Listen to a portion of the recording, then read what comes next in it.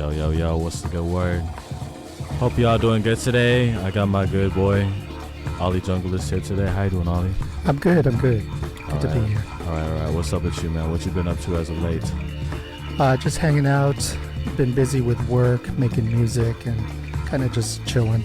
Making music, right? You got any newer material you're going to show us today, later today maybe?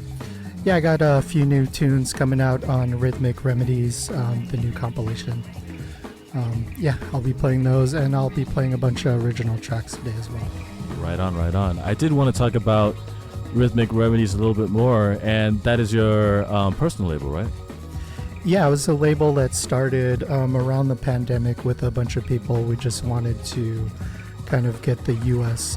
jungle scene up and going, and it kind of kicked off on Twitch originally. So I found a bunch of people in the U.S. kind of all around, people from New York, Seattle, and local area people, and we just kind of got together and made music and streamed. And that was, all through Twitch, right? Yeah, we all just met through Twitch, and it kind of evolved from there.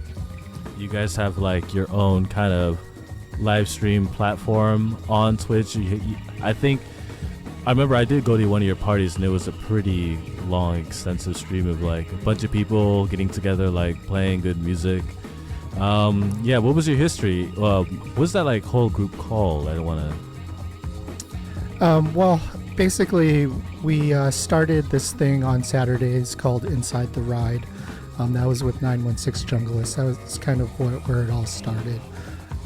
Just meeting other DJs, and then after the pandemic kind of died off, we just kind of meeted up at the house, and we just started partying and just kind of doing it together, instead of separated. And it just kind of evolved from there, and just keeps going.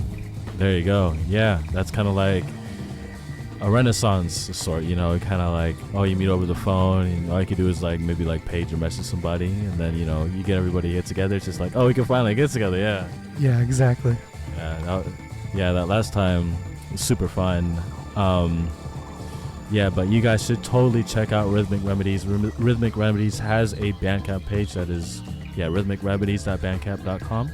I did see a bunch of stuff out last time I checked a while ago, but I first came across that label all the way back in 2021.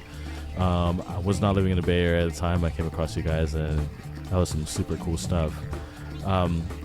Also want to shout out the Calling All Ravers party at Monarch. That was a really cool party. But Ritalin, he's from Canada, right? Yeah. We had a recent party was with Ritalin, kind of breakcore jungle producer. He does a live PA setup, and Calling All Ravers. I started that with Corinne, and we wanted to just start up a kind of 18 and up multi-genre party to kind of mix in like the new kids and kind of the old people, and get them all together just to enjoy music. Yeah, that's right. Enjoy like cultural rave music, some old, some new. And me being a part of like the newer, younger generation, there's definitely a big resurgence of new rave music, whether it's like jungle drum and bass. The one thing I haven't heard like many newer artists kind of like produces hard house. I wanted to talk about that. Yeah, that's true. I don't know. I feel right now in the Bay Area, it's all like the jungle's blowing up, footwork. Yeah. Being from Chicago originally, I am a big fan of like the hard house kind of scene, and I don't know. Maybe they're not ready for it again. Right? Oh my God, yeah. I definitely know a lot of people from the SoCal, like LA and stuff, that are into that too. Like shout out like San Bernardino crowd, but I did want to talk about your background a little bit more from Chicago, like growing up with a lot of like DJ culture, and obviously like house and a lot of political stuff aside from that, and a lot of like really important and influential artists to come out of there, like What was that like being like in the middle of all that?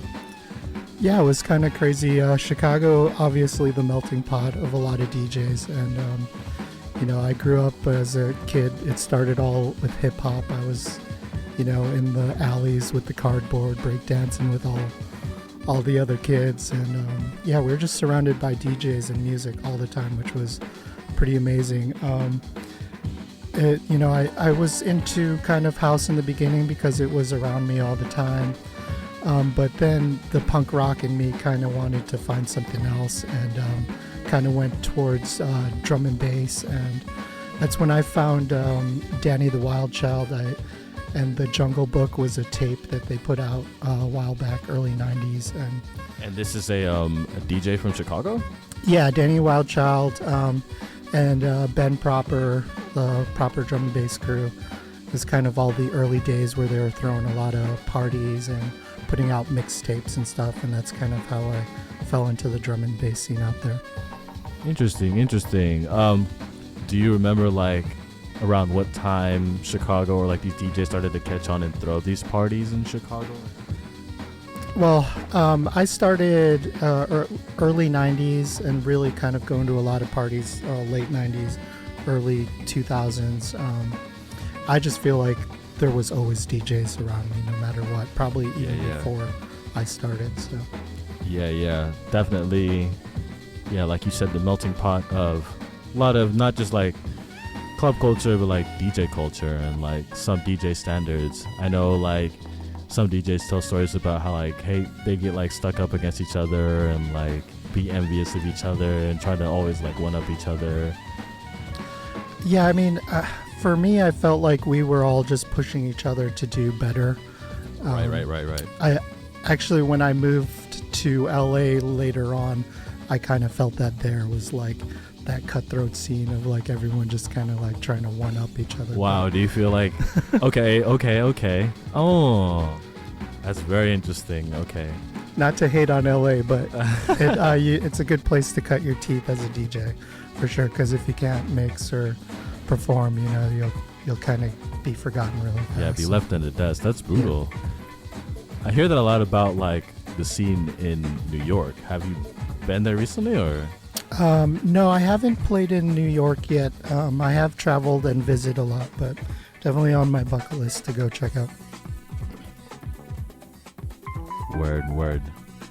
So, well, starting out as a DJ, like collecting all this music to DJ and like dance music, you said you gravitated more towards like house in the beginning, just because like you were surrounded by that kind of music, like. Yeah, so luckily when I was in like 7th, 8th grade, I was begging the parents to buy me that DJ in a box set. And it was like, funny. I think it was the Gemini turntable set. And luckily I was able to get that, and that's kind of where I started. Luckily enough, being in Chicago, we had gramophone records and a lot of record stores on the north side where I kind of that's where I went to get my music. So gramophone records is legendary. Moody Man talks about that, like. Yeah. If you're from Chicago, you definitely, got music there or stopped by. Word. I think I've seen you like go back a few times. Like, how do you think that kind of scene has changed? I feel like it's always evolving, I feel like listening to a lot of like drum and bass and jungle, I feel like since jungle is kind of taking a step backwards in terms of like some of the production elements, you get to places like New York or like the East Coast, other parts of America, like I've seen like the Midwest and like Memphis. I've seen like Detroit, Chicago. I've seen like maybe like Columbus, Ohio, or like Pennsylvania. They're always trying to like come up with new sounds. So like, do you go back out there mostly do just like your drum and bass shows? Have you done like? Yeah, typically when I go out there, it's MIA crew or Proper that's booking me. But funny enough, they're really about that kind of like two-step drum and bass, like your average drum and bass. And it's kind of funny because like I don't think jungle is the amen choppage is not really like as popular in the Midwest. So I don't know, when I get on the decks, it's usually something different. It either goes really good or like I clear the dance floor, honestly. Oh. But yeah, some people are just not used to that amen choppage that we love out here. Well, I feel like they're going off of like your experience with drum and bass, like late 90s, early 2000s was all about like the step rhythm and like different drums that could do the step rhythm. I feel like jungle was just like strictly a UK thing or like a London thing, and like it would kind of evolve like every year. The sound would change every year until we got to like that point where we could only go like, I guess we could innovate and like split it up into like two different things. But yeah, that's interesting. I've watched interviews of like different footwork DJs and producers like mentioning drum and bass and jungle here and there. Like I've also heard like Kerry Chandler, I think in his like Red Bull interview, he said he was like at a drum and bass party where he was talking about like I guess his girlfriend, you know, tragic what happened to his girlfriend, but yeah, I mean at some point, you know. Yeah, it's I think the type of jungle that is popular here in the Bay Area, what I play, is really not that big around the U.S. I think it's still just like a underground scene, and going back to Twitch is kind of where I found all my amen heads. You know, it's like right. We all found each other. It's a very small community, but we do love it. Yeah, right. Any other newer artists you want to mention or like want us to know and check out? Yeah, so our resident DJ or resident producers on Rhythmic Remedies right now. We have Second Wave from New York, MF Mama from Modesto, myself, and then we got Tank Dubs from Los Angeles as well. So we try to hit like kind of all the major cities. But yeah, there's so many young producers coming out of the Bay Area. It's amazing right now. I can't even keep up with a lot of them. There's a lot.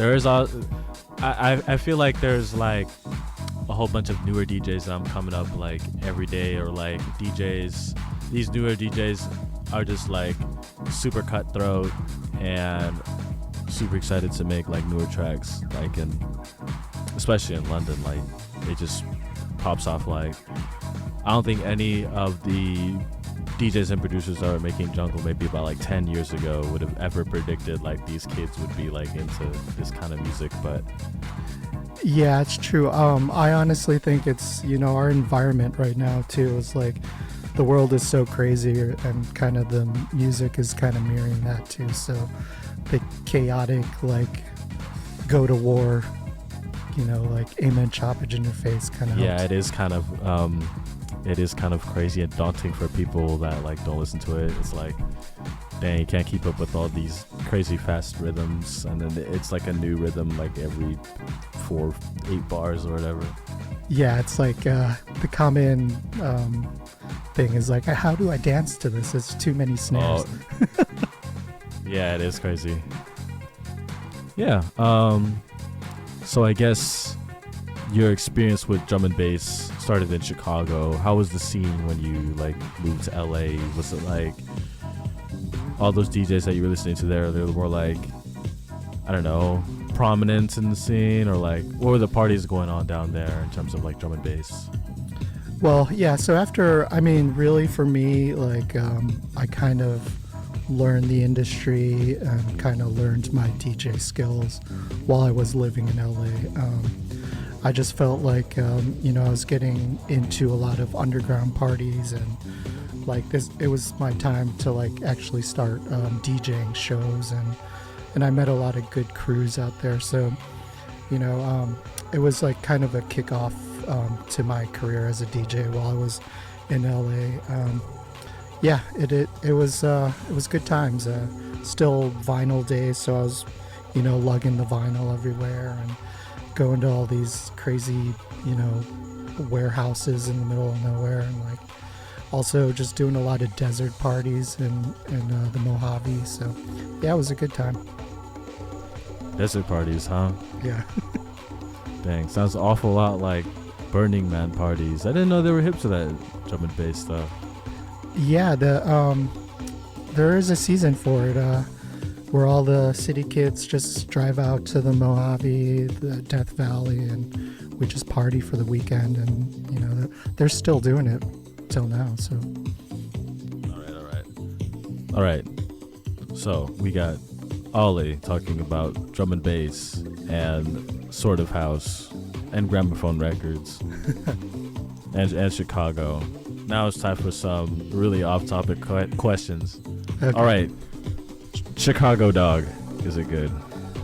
Okay. I'm going no because they. Oh my God, what are you talking about? They yo? put everything on the hot dog. Exactly, that's why it's so good. And on top of that, I eat a hot dog with ketchup only, and they hate on ketchup. What the hell? Don't tell me you're the kind of guy that boils a hot dog.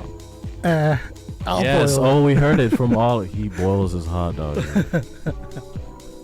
You know what you gotta do? Have you ever grilled a hot dog before, dog? Oh yeah, of course. Have you butterflied a hot dog and grilled a hot dog? Yes. Okay, I don't understand why you just don't do that instead of the freaking boiling hot dog. Hey, sometimes you don't have a grill, you know. You got a stovetop, True, right? true, Okay, you got a yeah. stovetop, right? You get the pan, right? You butterfly the hot dog and smack it on there. I don't know. A hot dog is like, I'm gonna eat this really quick because it's not gourmet. The and glizzy gobbler. I'm gonna eat this really quick, he said. I might not even cook it. I'm just gonna eat it raw. Okay, have you ever been to Cincinnati? Cincinnati. I've traveled through there. I haven't DJ'd there yet. No. Yeah, I feel like that's kind of like a super small DJ scene, but chili dog. Chili dog. Also not real. I just don't like a lot of things on my hot dog. Oh my God. It's just got to be plain. It's all sloppy with the chili. I don't know. Okay, well, you said you got a grill. What goes on the grill for you? Usually it's gonna be brats. We'll do some brats going on that. Okay. Burgers for sure, and probably some steak.